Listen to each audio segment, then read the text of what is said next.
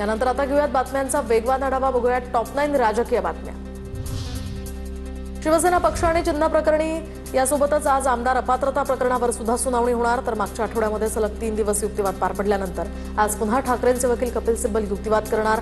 आज दुपारी 2 वाजता सरन्यायाधीश सूर्यकांत यांच्या पीठासमोर पार पडणार सुनावणी. राजकीय परीक्षेमध्ये शिवसेना पास होईल. संख्याबळ आपल्याकडे जास्त. शिंदेंकडून पक्षातील सर्व नेत्यांना श्रद्धा आणि सबुरीचा संदेश दिल्याची सूत्रांची माहिती. कोर्टात आपली बाजू मांडू तेव्हा विरोधकांची तोंड बंद होतील. एकनाथ शिंदेंनी व्यक्त केला विश्वास. सूत्रांची माहिती.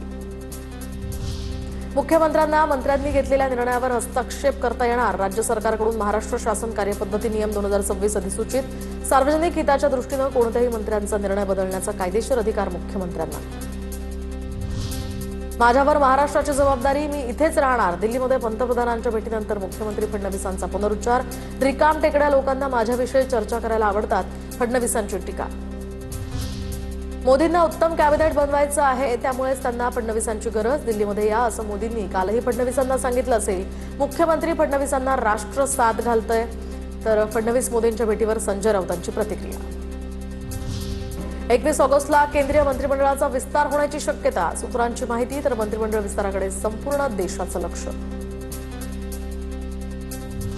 फडणवीस मोदींना भेटतात तसं काही लोक शहांना भेटतात. मी पुन्हा येईन असं फडणवीस बोलले, पण ते पुन्हा आले नाहीत. पुन्हा येण्यासाठी फडणवीसांना शिवसेना पुढावी लागली. देवेंद्र फडणवीस हळूहळू इकडचा कार्यक्रम आवरणार. राऊतांचा दावा. मुख्यमंत्री देवेंद्र फडणवीस सुद्धा नाशिक दौऱ्यावर. कुंभमेळा नियोजनासंदर्भात देखील मुख्यमंत्री आढावा घेण्याची शक्यता.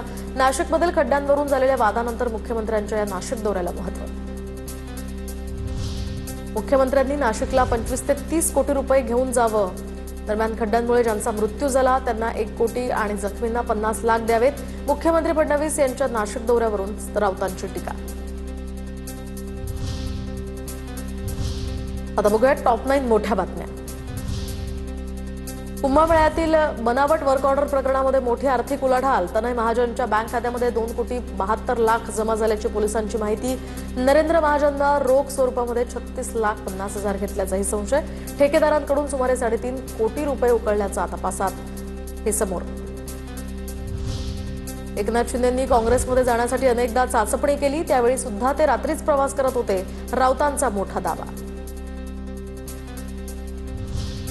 आदित्य ठाकरे चाकणनंतर पुण्यातील हिंजवडीचा दौरा करणार. तर वाहतूक कोंडी, खड्डे आणि इतर समस्या आदित्य ठाकरे जाणून घेणार.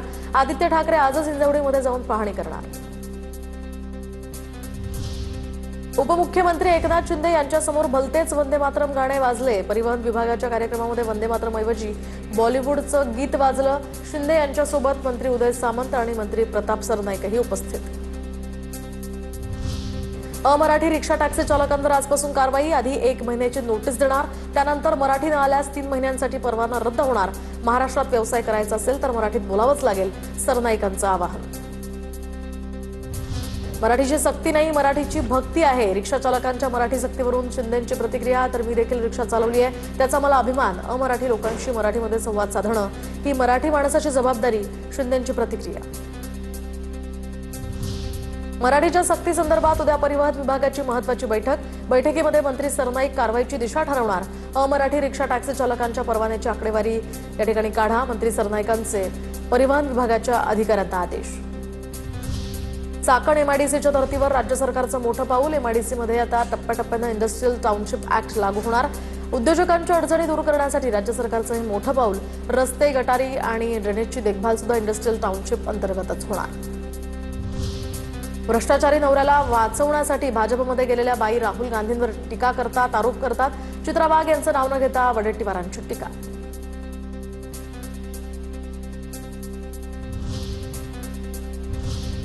आता बघूयात टॉप 9 महत्त्वाच्या बातम्या.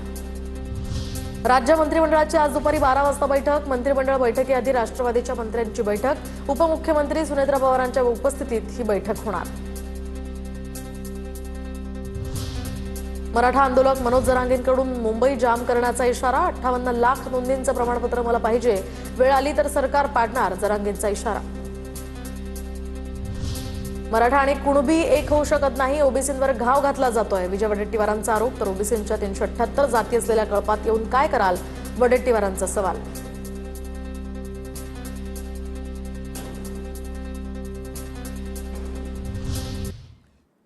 जातीय जनगणनेच्या फॉर्ममध्ये ओबीसींचा स्वतंत्र कॉलम नाही. ओबीसी नेते बबनराव तायवाडेंचा आरोप. तर डिसेंबरमध्ये राष्ट्रीय ओबीसी महासंघ रामलीला मैदानामध्ये आंदोलन करणार, तायवाडेंची माहिती.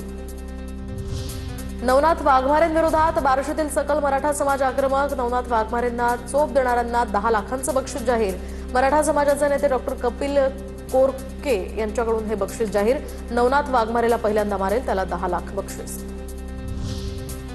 ठाण्यातील छायाचित्र प्रदर्शनाला उपमुख्यमंत्री एकनाथ शिंदेंची भेट. प्रदर्शनामध्ये एकाच फ्रेममध्ये उद्धव ठाकरे, मीनाक्षी शिंदे आणि एकनाथ शिंदे यांचा फोटो. दोन्ही शिंदेंना पाहून उद्धव ठाकरेंनी डोक्याला हात मारला. फोटो पाहून शिंदेंची मिश्किल टिप्पणी. तर देशातील 776 खासदारांपैकी 326 खासदारांविरोधात फौजदारी गुन्हे दाखल. देशातील 28 राज्यांपैकी 14 राज्यांच्या मुख्यमंत्र्यांविरोधात सुद्धा फौजदारी गुन्हे. दरम्यान सुप्रीम कोर्टात दाखल करण्यात आलेल्या प्रतिज्ञापत्रामध्ये नमूद करण्यात आली ही माहिती. राम मंदिर गैरव्यवहार प्रकरणी लवकरच तपास अहवाल सादर करा. सर्वोच्च न्यायालयाचे एसआयटीला आदेश. बंद लिफाफ्यामध्ये अहवाल सादर करण्याच्याही न्यायालयाच्या सूचना. ऋषिकेशमधील बिन नदीमध्ये वाहन उलटलं. यामध्ये 2 जण वाहनात अडकले. एसडीआरएफकडून घटनास्थळी धाव घेत बचावकार्य सुरू केलं. त्यानंतर एसडीआरएफच्या अथक प्रयत्नांनी वाहनातील दोघांनाही सुखरूप बाहेर काढण्यात यश.